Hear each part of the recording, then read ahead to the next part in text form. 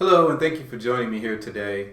Today's discussion is supposed to be a very simple, straightforward discussion, that will review OpenStack and its basic reference architecture. So consider this an OpenStack 101 conversation. I'm going to review the very basics around the OpenStack reference architecture, how you would lay it out, the different components and their purposes, and be able to hopefully put some clarity around this whole thing that we call OpenStack. So if you look here on the whiteboard, I have a basic reference architecture outlined here for OpenStack. And starting at the top, and again, this is a part where it may change per your data center, or it may change how you or wherever your cloud is located. But at the very top here, I have highlighted a firewall. And the general idea is that no matter where your cloud sits, whether it's in your data center or in a managed service provider such as Rackspace, you need to protect your environment. So having some sort of firewall is very necessary. Within your data center, you may have multiple layers of firewalls, and that's all fine. But the general idea here is that you need something to protect your environment.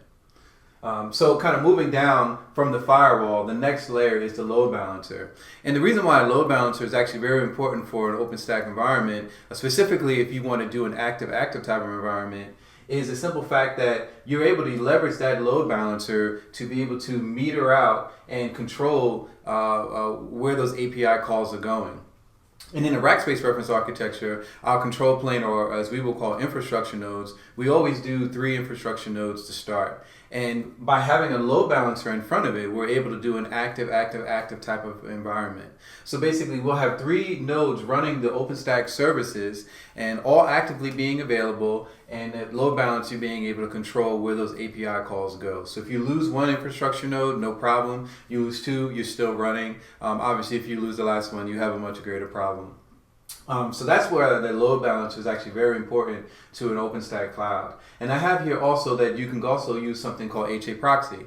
HA Proxy is very similar to a hardware load balancer. The difference is it's a software load balancer that can be installed on bare metal servers. If you use a tool that's called Keep Alive D, you can actually have multiple sets of HA Proxy nodes, just like you would if you were having a load balancer, and be able to do the same thing, being able to control and be able to spread out the load across those 3 control plane servers or infrastructure nodes that you have.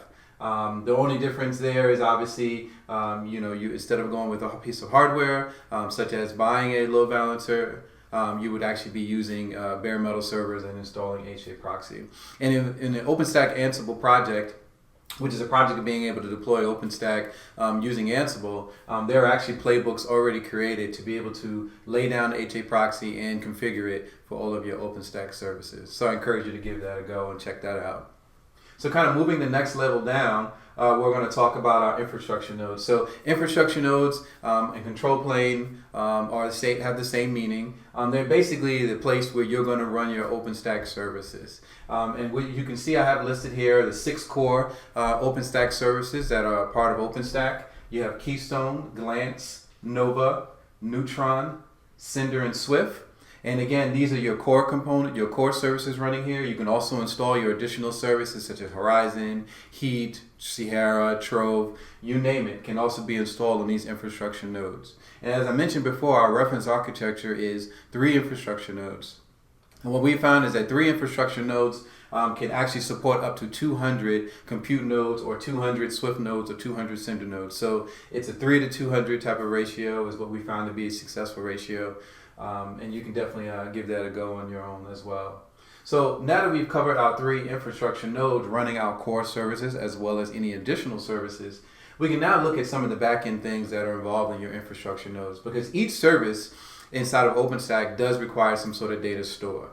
And the data store that we choose to go with, and that's actually part of the OpenStack Ansible project, is using MariaDB.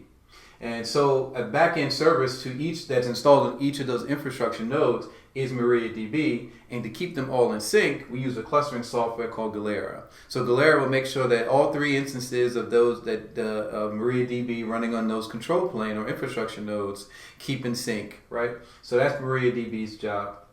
That's Galera's job there.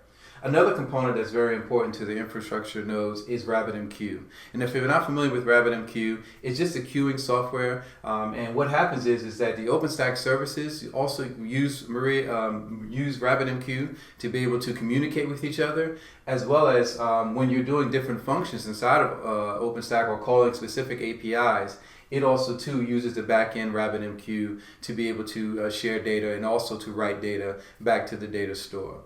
So MariaDB and RabbitMQ are very important components that are part of your OpenStack cloud.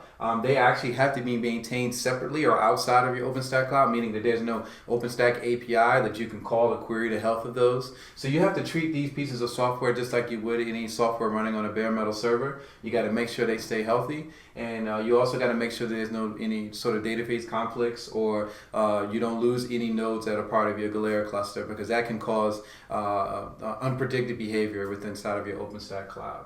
So those backend components are actually very important and critical. Moving down to the next and final layer is what I would call our compute nodes. But technically, we're not just compute nodes that are sitting down here in this box here, which would be considered your data plane or your data layer. This would also consist of compute nodes or Swift nodes or sender nodes, or anything that you're going to run, whether it be separate. You can do LXD as you can run containers as a sort of node as well. So down here to your control plane, or your data plane, is where you would have your different type of compute nodes, right? So compute nodes could be to run instances. You can have your object storage for Swift, your block storage for sender. This is where you would create your availability zones or host aggregates, but everything would sit down here separate from your control plane up above. So hopefully this very simple reference architecture kind of gives you a clearer understanding as to how to lay out your OpenStack cloud and where things could sit possibly when setting it up. Of course, if you have any questions, please feel free to reach out to us. We're always here to help, and hope you enjoy the rest of your day.